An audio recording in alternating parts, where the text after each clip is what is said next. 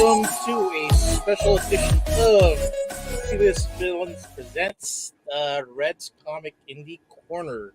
I'm joined by Brandon of Dismay Comics. Welcome, Brandon. I see you've got some new stuff for us to Yeah. take a look at and for me to read. And Oh yeah. It's a decent bit. Hopefully people enjoy it. But yeah. let me put it up on the screen here for a sec. Give us a Yeah. rundown of your first book, which is Dismay Avenue. I got to read this one versus the other ones. I had to peruse right through it real fast, Yeah. but definitely I like the theme of it already. As Yeah. far Yeah. as the little thriller and the movie theater and Yeah. the guy tripping out for his girlfriend who disappears and becomes bloody. So sorry, I already spoiled it. Yeah. Basically, yeah. So Dismay Avenue as a whole, the series is each issue is its own story, or like with issue 2 has multiple stories in it. But issue 1 is a 40-page story, follows a couple, Ben and Mia, as you can see on the cover. They go, hey E-Man, they go to a movie theater that's kind of outside of town, and it's dead. Like there's no one in the parking lot. There's the two concession teenagers like doing the orders and stuff like that, and there's a Gets in creepy and guy off in the corner with a hoodie on. You don't know what's up with that. So it's kind of weird, and it's these two on this movie date night, and things just start going creepy. That's the best way to kind of put it. And yeah, a third of this story, the first third of this story, is all completely true. The first third of this story happened to me and a girl I went on a date with at the time when I was in college. We went to the movie theater. She wanted to see some movie. I can't remember what it was. before And, you where oh where yeah. movie theater at, and is it still haunted? I haven't been there since. We only went that one time, so and that's the thing, is it's like an hour away from me. So next time I'm in Pensacola, Florida, I want to go see if the theater's still there, If if it's it's after there, still open. Yeah, I want to see if I just imagined it all. If all if right. this theater or didn't even imagine, they just open it up for one night for us to get brainwashed or whatever, and then it's gone. The next day it's just gone. So I'll have to see if it's still there. But yeah, I've only been there once, and it was weird. All right, so let's continue on with the premise. So you and this girl went to the movie theater outside of your comfort zone, which is an hour away from your home, and take it from here. Well, yeah, it was near. I say near. It was kind of near the campus we were going to, and yeah, she wanted to see some movie. Can't remember what it was, and we go to the theater, and it's like in the first few pages, it's just a dead parking lot. It's a huge theater as well, like you can see in those opening pages. Giant theater. Yes. Oh yeah, for sure. Yeah, it's a giant theater, like a giant structure, giant building. But IMAX type.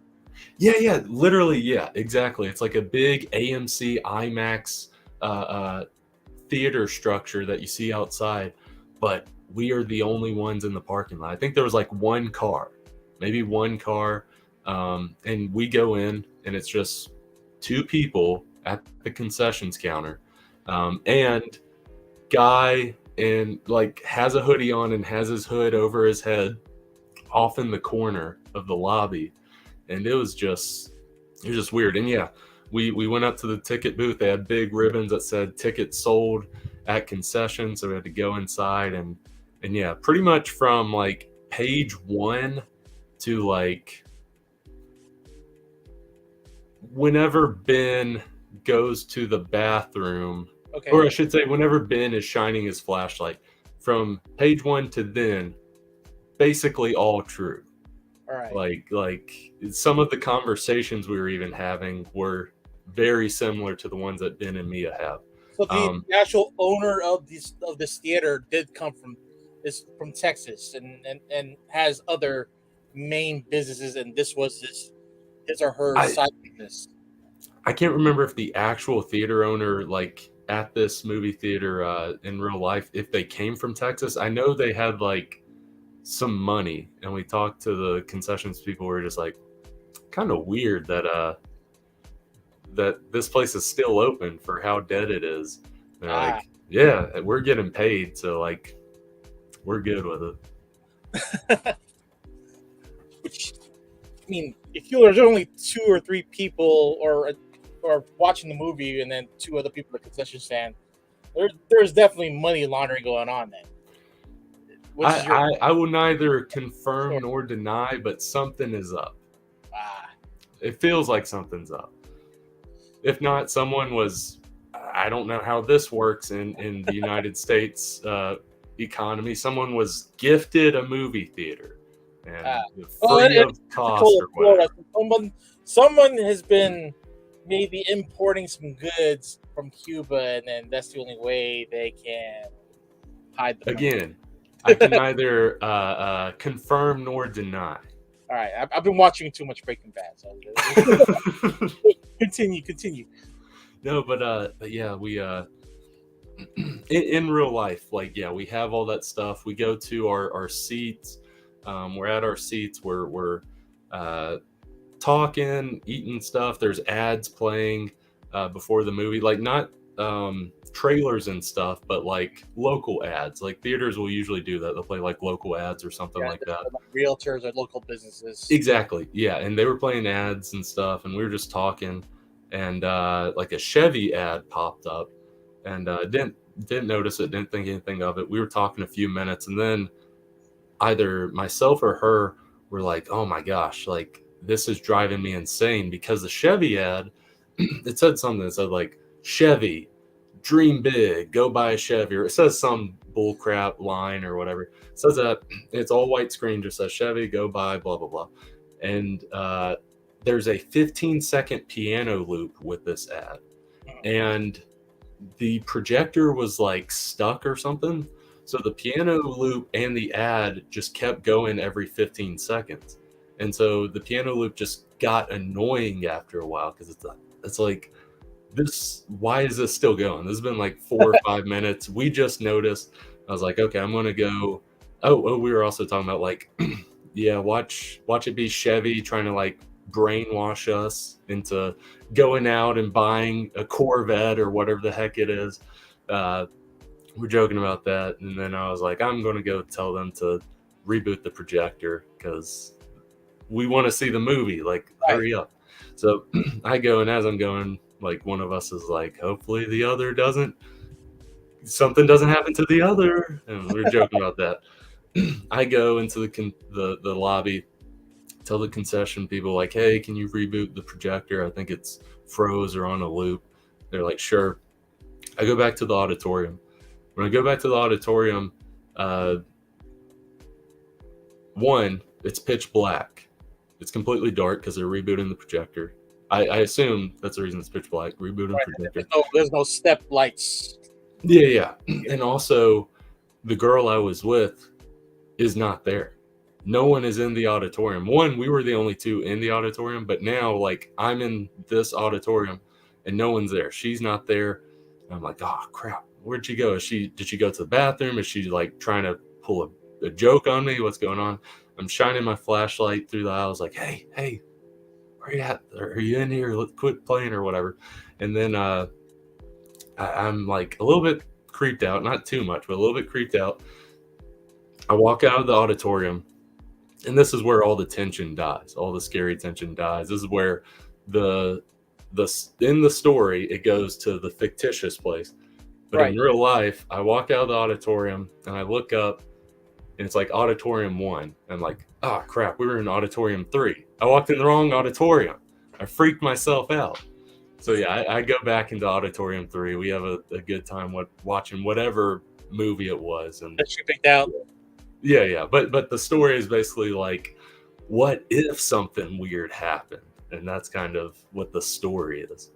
That's a great premise, or I guess a inspiration for this. Yeah. What would happen if this thing would happen to me in this yeah theater? And I finished this like 10 minutes ago reading this book, and it's like, you know what, this can probably happen to anybody. Oh yeah, and it feels.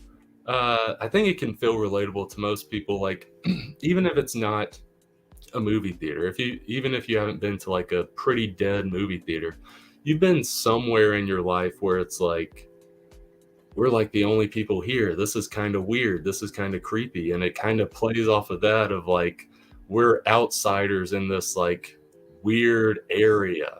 So I think people can definitely relate to that. And then if you are a big movie goer, like going to the theater and stuff, like you'll you'll definitely get some creeps from this because you've probably envisioned creepy stuff in a movie theater before. Well, with those with huge imaginations, I think they Yeah, can yeah, really relate with this, and definitely I have. It's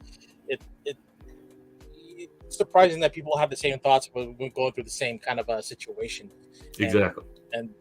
I've thought about things like this, not even at a theater, but more like if I was just walking down the street and somewhere dark, and like what if it happen? What happens if a ghost just comes by and Yeah, then yeah. my car, and it rides with me all the way back home, and then by the time I turn around, the ghost is gone. That sort of thing. Oh yeah. Since we are coming close to Halloween, like this is a great time to Yeah, yeah. put out like some great thriller, horror, and ghost stories. Oh yeah. Oh yeah, for sure. Now, now, with your inspiration from that experience, like how did you come up with this story? It I just always remembered that experience, and at the time that happened, I was getting into writing as a hobby. Like I looking back on it, I realized I did like writing in high school and stuff, but it wasn't. I didn't consider it like a hobby or anything. But at the time that this incident happened with me and the girl, uh, I was writing as a hobby, and for like a few days, or like maybe it was like a month after this happened, I was like, I kind of want to write a story based off this because it was so creepy, and I was just envisioning like what all possibly could have happened in an alternate reality with us going to this theater and stuff. So it just kind of spun from that, and I I I like this story. It started out as a screenplay, Mhm. and then eventually I adapted it to comic form, basically. Or you imagining the actual auditorium that they enter as some kind of like a dimension, or or this guy's imagination, or just something not normal to people. Just Yeah, yeah. I think Jade Sky, who does the art on this book, captures it perfectly because it's very like atmospheric and surreal, and like as the story goes along, that's definitely what the story needs, is this creepy, atmospheric, surreal art style. great I colors on her painting here, and Oh definitely yeah. great use of the dark colors, just to Oh set yeah. off that vibe, especially with the silhouettes. Oh yeah. Oh yeah. And then you didn't have to go talk with Pepsi and Sour Patch Kids as far as like using their name in the book, right? No, no. With something like that, you can, as long as you don't show the actual object. I didn't show the object. Okay, okay. Because with like novel writing, you can include like let's say it's a fictitious novel. And it's like we went to go to the soda rink and we got some Coca Colas or whatever. Like that isn't a problem as long as your title of your book doesn't have anything to do with that. As long as the chapter of the book doesn't have anything to do with that. As long as it's not like pictured, it's not like With the art. label. Exactly, exactly. Okay, Yeah. all right. Now, oh, so this is going to be an anthology series. It's going to be contained within how many books we talking about, or how many? Uh, so each book is its own story. So you could start like issue 2,000,001 or whatever, and it's you wouldn't have to read the previous 2,000,000 issues or whatever. Not saying it's going to be that long,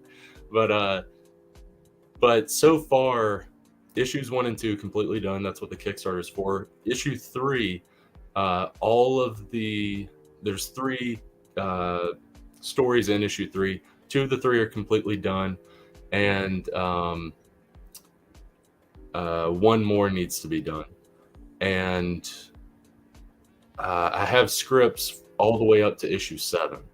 So I can have at least 7 issues, but that doesn't mean it has to stop there. Like I like writing horror, so like at any time I can just keep going. So there will likely be at least 7 issues, but I could see it continuing to go, because this is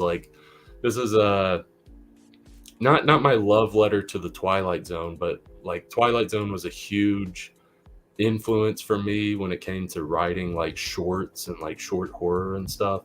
And so I just like to write that stuff a lot. So even to the point where I did my cheap B I did my knockoff intro. I don't have a Rod Serling character at the beginning who's like, imagine if you would. I don't have that.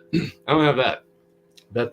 At the back of every book, it says, an unexpected turn brings you down an unknown road. No ordinary horrors are found down this road, only those of dismay. Yeah, it's right there. So I came up with my own knockoff Twilight Zone thing, and I say knockoff because but it is your signature, as our, like, this is what this Dismay Comics is all about. Exactly, and that's and the reason I say knockoff, these are good stories in issue 1 and 2, as well as the series goes on. But I'm not going to be able to touch Rod Serling's mastery. I think he's a master at short horror. But I like to show my influences a little bit. So you're going to leave us at a cliffhanger with Ben at the hospital, freaking out because thinking he was a dream, or did that shit really happen the night before? Well, the ending is ambiguous. I purposely wrote it ambiguous. You as the reader, if you have friends that are reading it, you can also discuss it with them. But you as the reader kind of have to make that decision in your head of, was this real, or is he just crazy?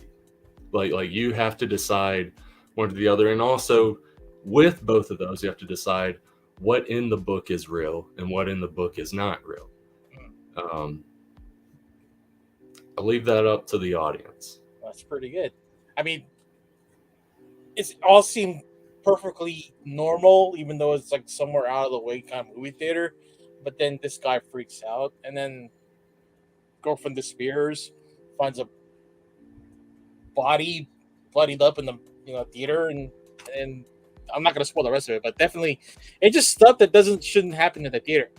And now leaving at the cliffhanger where the girlfriend and him at the hospital talking about what happened last night, and he's still freaking out, like still absorbing the events. And damn it, I would like to know what happens. Now you just left it for me to imagine. You have to decide. You have to decide for yourself whether this was real or whether he's gone crazy. All right. We are such a cocktease. So let's take a look at the other book here. Let me okay. Real quick. Screen. Issue number 2 of Dismay Avenue, and I only got to read the first story, which is the it tolls the bells. Kid in the classroom going out to the bathroom and finding, I don't know, just getting taken to another place and finding some. With these issue 2 pages, show the first 2 or 3 of each story, but leave them guessing for the rest. But Right. but yeah, with that one, Tolls the Bells is yeah, basically little kid who basically has to stay after school, stay after class. He got in trouble, and weird stuff starts happening. Him having to stay after class. Mm. Uh, it's the theme of, similar to Dismay Avenue #1, the story program that we talked about, the movie theater one. The theme of being alone, because I think that's when, like what you said, walking down the street in dark and you're envisioning or imagining stuff. Usually the reason you're thinking that or whatever is because you're alone, it's dark, and when you're alone and it's dark, your brain is just like, oh god, the boogeyman's after me, Yeah, all this crazy stuff. thoughts happen, and even when Exactly. you're under the influence, it's like you still get a little bit of what's that word I'm looking for? Neurotic, not neurotic, but just not very unsure of yourself, and then Oh yeah.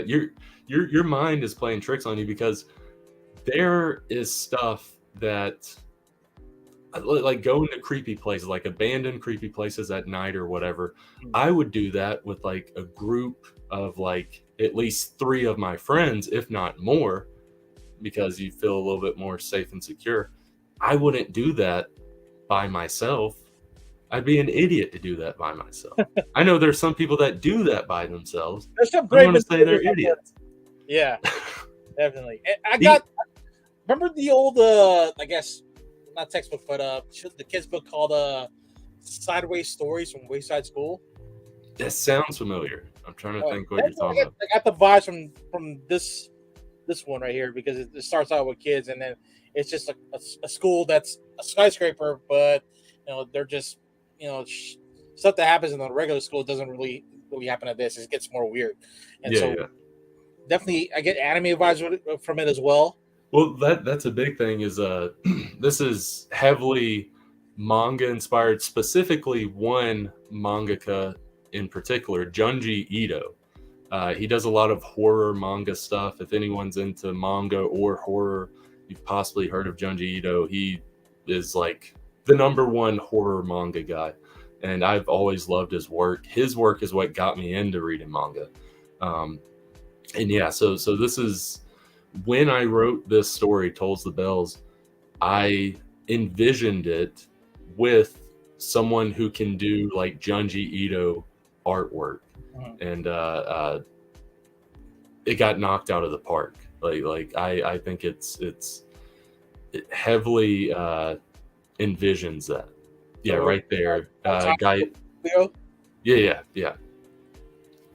He knocked it out of the park with this first story, and when it was done, like when I was working on all 4 of these stories back in 2019, like working with artists on these stories back in 2019 and early 2020, I had no idea the order that these stories would be in, because I wanted to see what would be the perfect order. Like a big thing that decided that is the difference of art styles. I wanted the art styles, because all 4 are very different art styles, but I want it to, as we're going to each one, feel very different.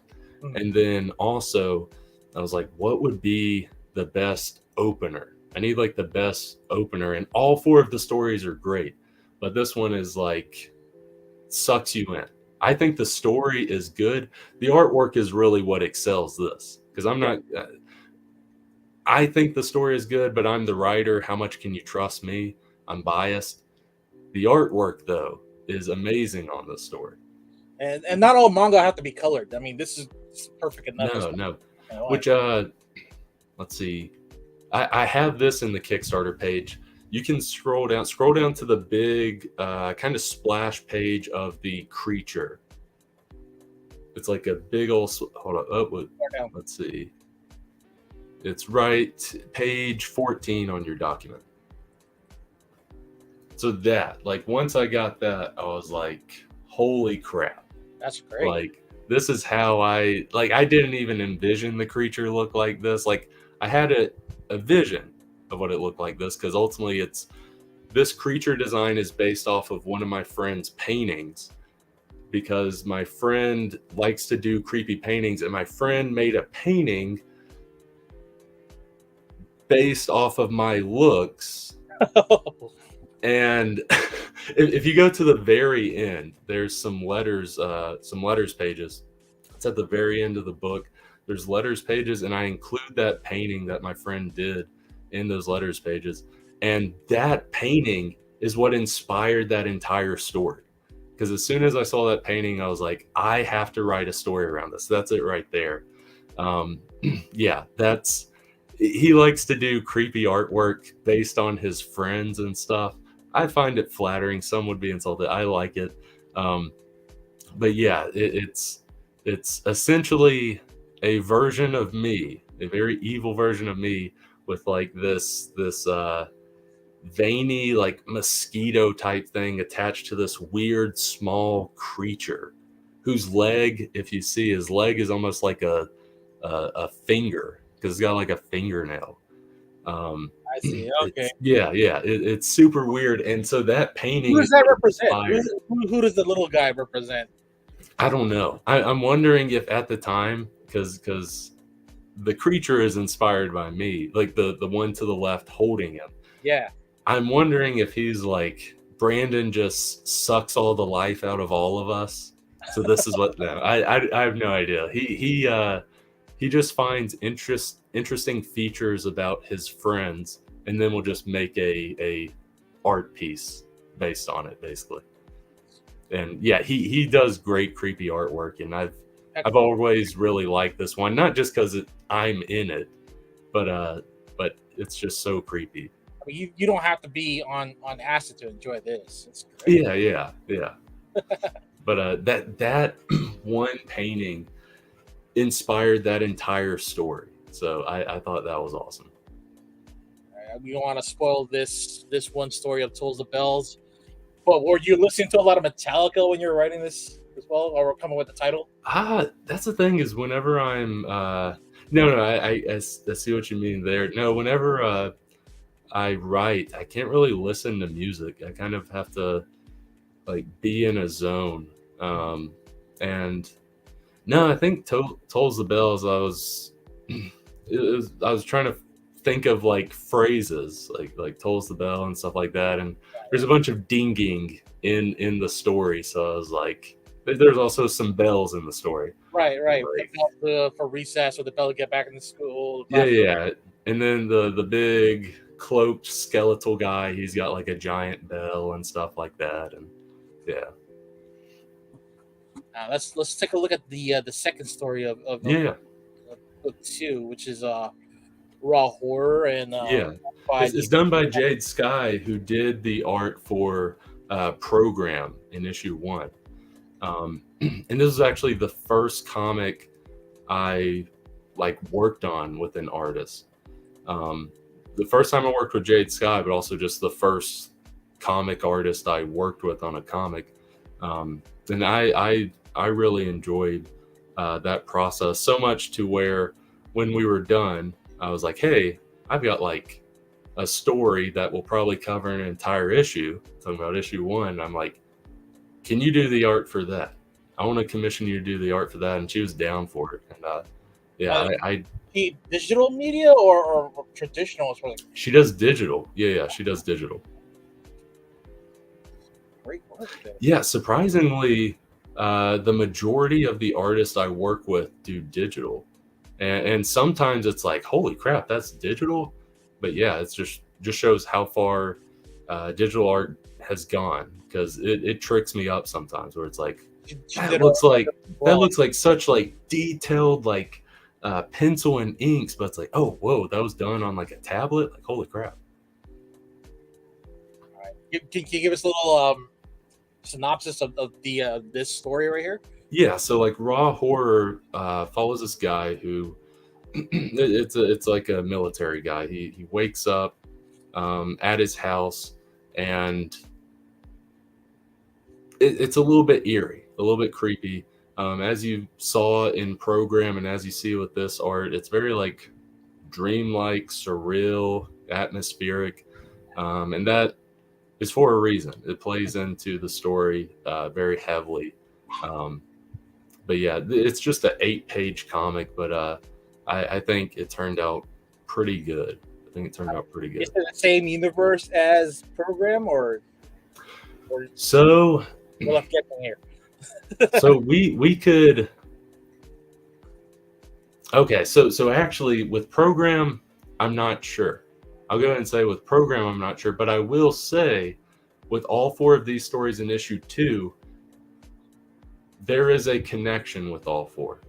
Mhm. It's almost like a Theme? not entirely theme, more like a Easter egg. Oh, okay. You got to look for specific thing or person with each issue. They're all slightly tied together. I have my own theory I came up with regarding this tied together thing. But I'd rather people see if they can find it, and then they come up or see if it matches my theory in my head. All right. All right. I'll have to read it again tonight. Okay, let's go with the next story, which is a Destination, drawn by Federico Gillen. Yeah.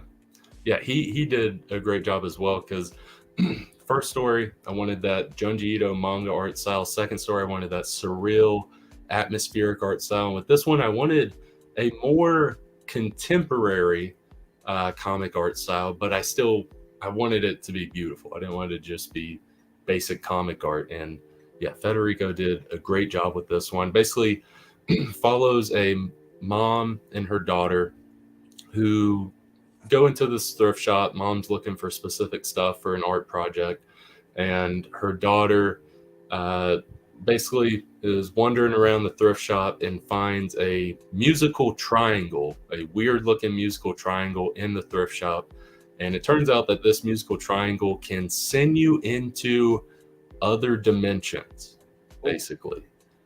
And so it's basically her weird journey. Every time she goes ding, weird journey happens. All right, so it's just like the Chronicles of Narnia. With the triangle is her wardrobe, where she just beats on the triangle, and now she gets swifted away to some magical place. Yes, but it's not nice like Narnia. Narnia, there's some bad in Narnia, like with the ice witch and all that stuff. But there's a lot of cool and good stuff in Narnia. Whereas it seems like every time she hits the triangle, it's like, yeah, this is bad. Like none of this is good. Some of it seems like it's good. Like when the first time she does the ding, she's in the middle of like some like concrete area with a bunch of woods around her, and an ice cream guy pedals up to her on his bicycle ice cream thing, and he's like, "You want some ice cream?" And it's a little bit creepy. It's a creepy interaction, but it doesn't go the route that people think it does with the whole creepiness. It goes ice cream guy going up to a little girl on the street. Yeah. Well, when you hear that, you're like, oh, it's going to be like that type of creep, like the real world type of creeps that are out there. But no, it transitions to a different type of creep / terror. All right, and then let's go to the last one, which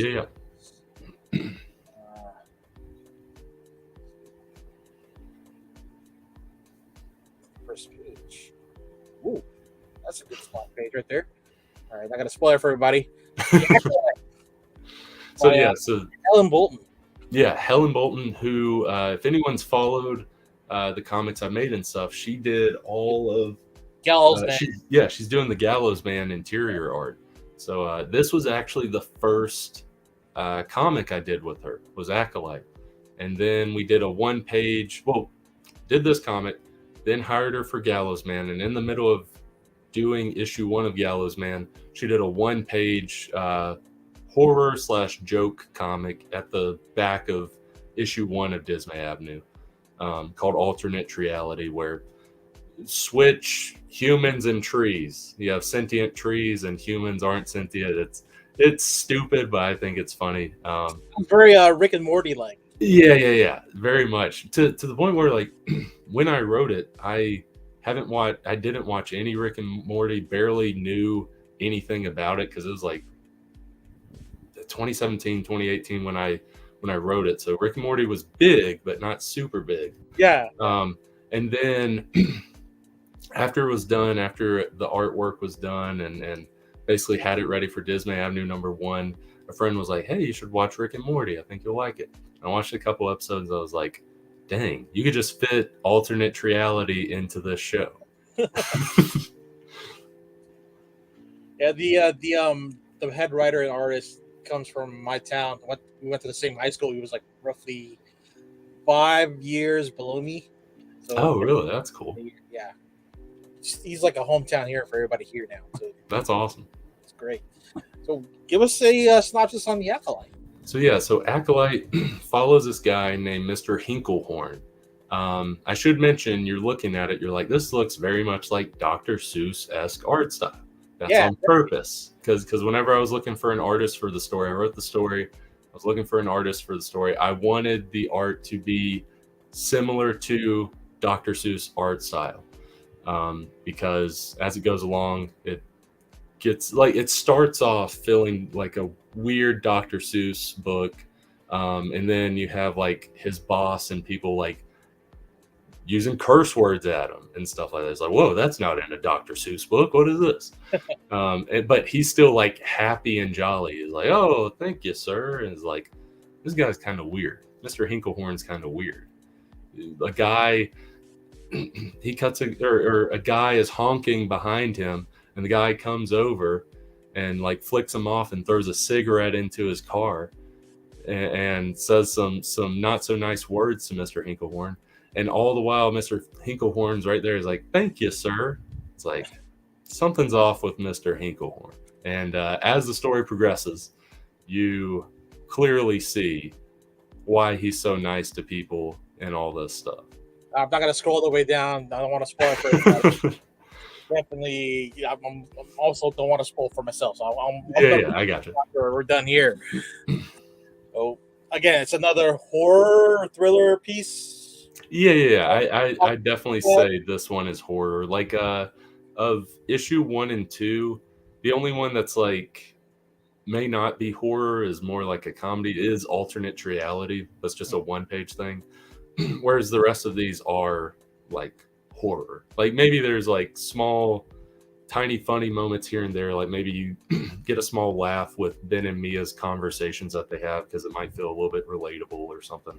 But ultimately horror, even though it's like, this looks like a children's book, even though that guy's flicking he's shooting the bird out the window. What is this? It's on purpose. Well, it's with your theme of like a Twilight Zone kind of feel to it, right? So yeah, story being closed within the book itself, and it doesn't continue on to the next book. It's like, it's just like episodic television where you're left hanging. Yeah, and that's what I want to do with each issue. Like there will be some issues similar to Program where the entire issue is one story because the story encompasses like 40 plus pages or whatever. But there will be issues like this where it's like 3 or 4 stories, and it'll vary because it's all horror, but it's going to be different types of horror. That's the reason I didn't call it like a Terror Avenue or Fear Avenues, because Dismay is horrific, the word itself, but it encompasses a lot of stuff that something like terror or fear doesn't encompass. Terror and fear are like very narrow. But Dismay, there's horror there that isn't the typical thing that you may see as horror. Mm-hmm. But yeah, like issue 4 or 5, I plan on having that, because the scripts are already done, be 3 horror comedies. Like it'll be a strictly horror comedy issue, and likely that issue will come out around the summertime, because all 3 of those stories are like heavily summer dealing with. So yeah, that'll be like the horror comedy summer event or whatever. You're Disney. an artist working on those panels for those 3 specific stories. Yeah. Uh, I'm looking forward to that. So, what's the information to your Kickstarter that we can get it out to the folks here? Yeah. So currently, got a week till the Kickstarter starts. So you can go to my Instagram page. That might be the best way to do it. Go to my Instagram page. There's a link in my bio. You click on that link, and there is a link that'll say something like Dismay Avenue number 1 and 2 pre-launch Kickstarter page. And if you want to, you can go there now. You can click notify me on launch. Notify me on launch. That way you'll get notified once it launches, because the Kickstarter is going to launch October 18th at 12 p.m. Central Time. So 12 p.m. Central Time, October 18th, that's when the Kickstarter for both issues 1 and 2 are launching for this. And there is a lot of bang for your buck with this, because issue 1 is over 40 pages of story. And there's also some bonus material with that. Issue 2 is like nearly 60 pages of story, and there's some bonus material with that. So you're getting over 100 pages of comics. And like starting tiers and stuff for the Kickstarter. You can get issue 1 for just $5 digitally. That's one of the lower ones. Then you can get both issues 1 and 2 digitally for just $9. Again, over 100 pages of comics. And then from there you can get physical books. You can get like complete sets, because I'm going to have variant covers and stuff like that. You can get it signed by me, like the $25 bundle and stuff like that has a crap ton of stuff. Big bang for your buck, that sort of stuff. And also, there is an exclusive Dismay Avenue t-shirt. You can get that as a tier, or if you're getting a specific tier, it's an add-on. Like you can get the tier, and then it'll say like, do you want any of this other crap? And one of the other crap is the t-shirt. I highly recommend the t-shirt, because I'm in it for the t-shirt. It looks really cool. It's if you go to the Kickstarter pre-launch page, it's that image of the boy. I guess I'm spoiling Tolls the Bell myself. The boy's getting sucked through. It's that image of his hand coming out. Yeah, if you go splash page right there. Yeah. It's that specific image there, and I got it to fit perfectly on a t-shirt. Got all the black out to where it basically looks like the boy is reaching out of your chest. There's a vortex in your chest, and he's reaching out right there. That top panel right there. But I got rid of the dialogue. The dialogue's not there. But I basically got that image, edited it so it fits perfectly with the shirt. So yeah, you can have a little boy with a vortex in your chest reaching out, basically being like, no, Red, pull me out, don't let me die. Oh, it'd be like the Blob just taking in this little boy through my body. So yeah, that'll be a nice shirt to wear during a wedding or something. Yeah, but yeah, like if you like comics, you can back a tier. You can get that t-shirt as an add-on, or if you don't give a crap about comics, the t-shirt itself is a tier. So if you're like, I don't care about the comics, I just want the shirt, it's a tier itself. So there you go. No, but you're in it to buy the comics, read the stories. Yes. I 100% recommend you read these comics. Even if you're not a big comic person, if you like horror, I highly recommend you read these comics. But yeah, also get the shirt. I'm going to get a couple shirts of my own, because I really want to wear it. Yeah. I want to look like I have this giant vortex in my chest. If you love manga, it's right there. It's exactly. And if you're interested in Brandon's work, go pick up Galsman's issue 1 and 2 on his website as well. Which I will say, so with I'm kind of a douche for doing this. I don't have an online website where I sell my books. I basically do I like Kickstarters to kind of feel like an event for Dismay Comics. Probably a very bad business model, but I'm a very bad businessman. I'm in my mid-20s, so I'm going to make the pretentious decision of being like, the Kickstarter is the event. And then later down the road, I'll be like, "You're an idiot for doing that, Brandon." I don't know. You still gotta carry copies for everybody's gonna be interested in your work. Definitely. Yeah. Like I just, I don't know. I don't like. I don't want to pull. No offense, Boom Studios. I don't want to do like a Boom Studios where they have a Kickstarter for Berserker. You have that Kickstarter for Berserker. It does amazing. Keanu Reeves Berserker. And then a few months later, it's in comic shops for $3.99, where you probably backed the Kickstarter for like $15 plus, probably more than $15. It's like, I could have just got it at the comic shop for $4. I don't want to do that. I don't want to do the Kickstarter. Then in my online store, you're like, wait, it's cheaper? What the crap? No, I don't want to do that. Well, you got to pay for the initial print, so definitely that's where the main cost is, where the production run. Yeah. Like it'll be a few years before I do an online store. It'll be whenever all 4 issues of The Gallows Man are done. So you're talking at least 2 or 3 years. So I like these Kickstarters to be in an event and stuff like that. So definitely back the book. And the reason I got on this whole tangent, in the add-on section, when you're clicking a tier, in the add-on section, there will be copies of Gallows Man. So if you missed out on those Gallows Man Kickstarters, you can get your horror books and you can get your Gold and Silver Age satirical superhero book as well. Who fights Nazis? Yes, Who Fights Nazis. Yeah, I have to emphasize to people, the Nazis are the bad guys. If you read the book, you understand that. If you skimmed through it or just saw a picture, you're like, what is wrong with this guy? It's like, no. Context. Read the book. Yeah, he hangs the Nazis. He doesn't hang Exactly. Yes. Yeah. So pick it up, guys. Pick it up again. And we'll link up on our socials here as well for the Kickstarter for Dismay Avenue books 1 and 2. And yeah, go, and also while you're there, get on the tiers for to get a Gallows Man 1 and 2. Yeah. So, and where are your fans gonna get to meet you in person anytime this year or next? So I haven't done a con in I've never done a con as like a creator. I've been to cons as like the fan. I've never done one as a creator, but 2023 is where it's all going to start for me. Either it'll be great or it'll be the downfall of me. I think it'll be great. So January 6th to 8th is Fan Expo New Orleans.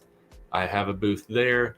They haven't released the specific booth numbers and stuff, but I'll let people know on social media if you want to come check out that. But yeah, so January 6th to 8th, 2023, Fan Expo New Orleans. Then, hold on, I've got the paper here. 1 second. Here we go. Keep myself organized. I have a list of all of them. Let's see. Did I even write? Okay, here we go. I thought I didn't write it. January 21st, Middle Georgia Comic Convention. For some reason, past Brandon, when he wrote this, he didn't write the specific town that this is in. So I have to look this up and figure out the town. Middle Georgia, though. It's somewhere in the middle of Georgia. Yeah, it could be the capital, it could be Savannah. Somewhere in the middle of Georgia, there's a one-day comic convention. It's on a Saturday. It's January 21st. So I'll be there, Middle Georgia Comic Convention. And then February 24th to 26th, I'll be at Pensacon. That's in Pensacola, Florida. That's the closest one to me. All the other comic conventions are 3 hours or more away from me. So glad there's at least one that's near me. Well, while you're there, you should give a tour at that old movie theaters if it's still there. That's a good idea. I like that. Yeah. Since I'll be in Pensacola, ooh, give him that night. The tour template of it, and like, here, this is where I got my story from this haunted ass place. Yeah, I'll sell tickets because they do this in Pensacola because Pensacola is a haunted town. They do the haunted walks and stuff. Oh yeah. I'm like, oh yeah, $25, and I'll walk you around this movie theater. I have no permission to bring these people in and show you around, but we just got to be quiet. Shh. Hey, you should tell it. Okay, I want to get like 25% of the ticket sales here, and then bringing you know, tourists to your area for just to see this movie. Look, when I was here like 3 or 4 years ago, there was no one here. I am bringing people to your theater. Come on. But No, go ahead. But yeah, so Pensacon, February 24th to 26th, and then I might do MegaCon. It's ultimately if they accept my application. Plus, I got to figure out the whole hotel fee because that's in Orlando, and that's gonna Right. it's gonna run a little bit of money. So we'll see. I might do that. I'll give you a tip. Don't I guess don't get a hotel near north part of the convention center. That's where I stayed at for this year's MegaCon, and the hotel that I stayed at, one of the rooms burned down. So Yeah. so I'll Dang, find the address and I'll show it to you. And then, like I tell you, don't. Yeah. make sure I'm not staying in like a haunted room or something. Yeah, it's all the crackheads hang out. That's all I know for sure. Okay, yeah. But it's right next to the Wawas. See, basically, you had comic geeks and crackheads come together, and that's how that whole fire started. Not a good combination. Keep the crack away from the comic geeks. Exactly, and the humidity. Yeah, humidity makes well. Yeah. But yeah, those are the cons I'll be at in the first half of 2023. I hope to do at least a couple more in 2023.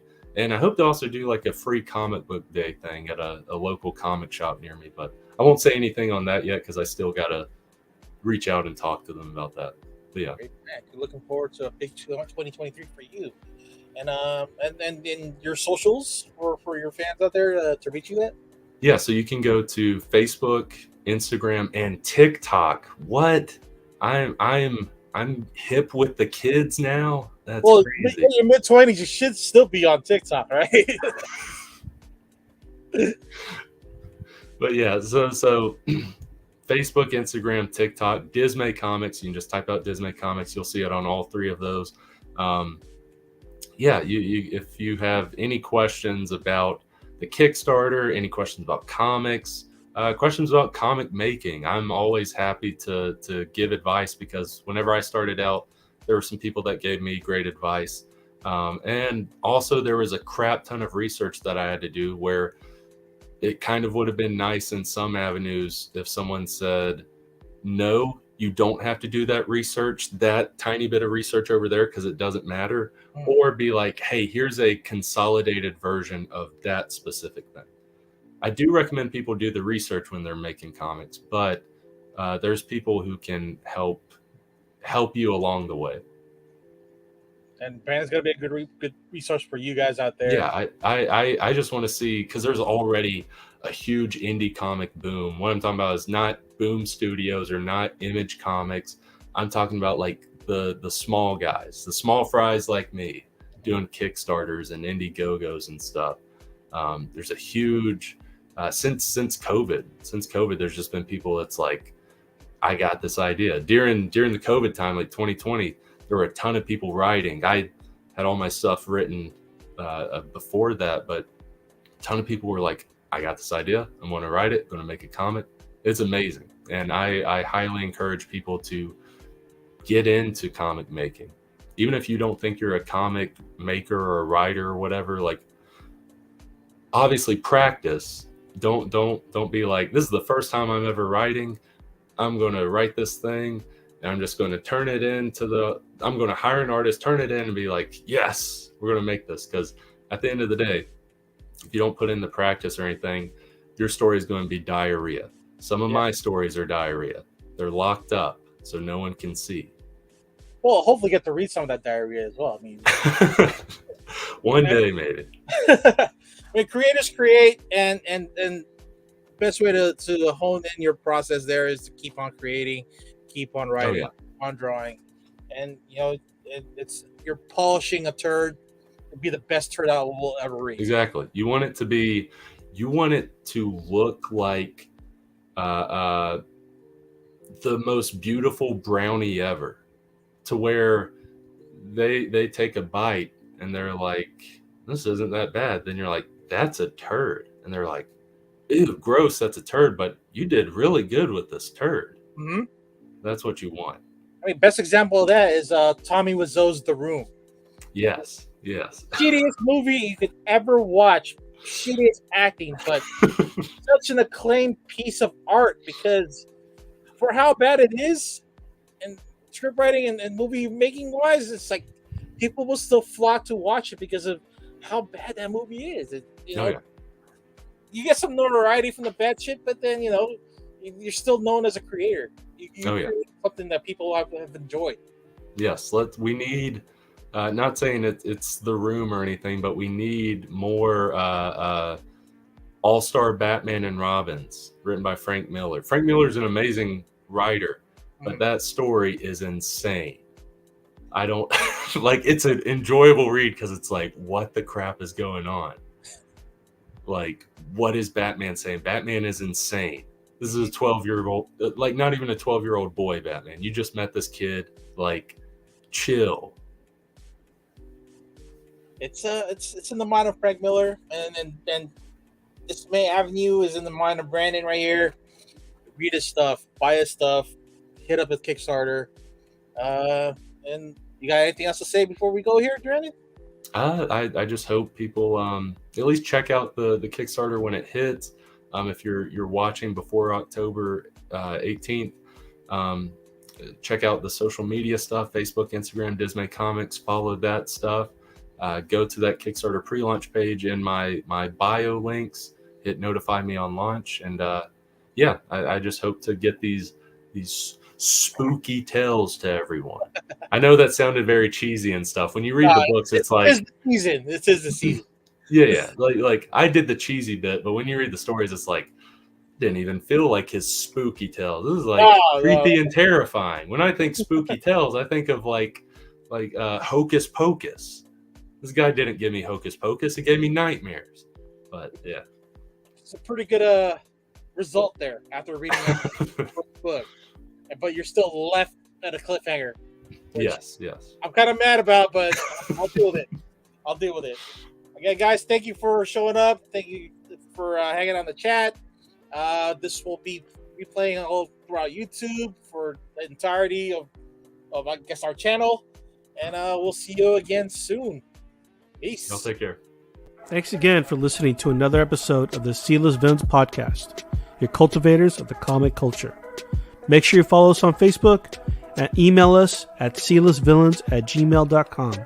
You can also leave us a voicemail or text us at 209-975-7597. Be sure to join Luke Week's Facebook group, Rare Keys and First Appearance Comics. And you can follow us on our 2 Instagram accounts, C-List Villains and C-List Villains Podcast. Lastly, follow the villains on their separate IG accounts.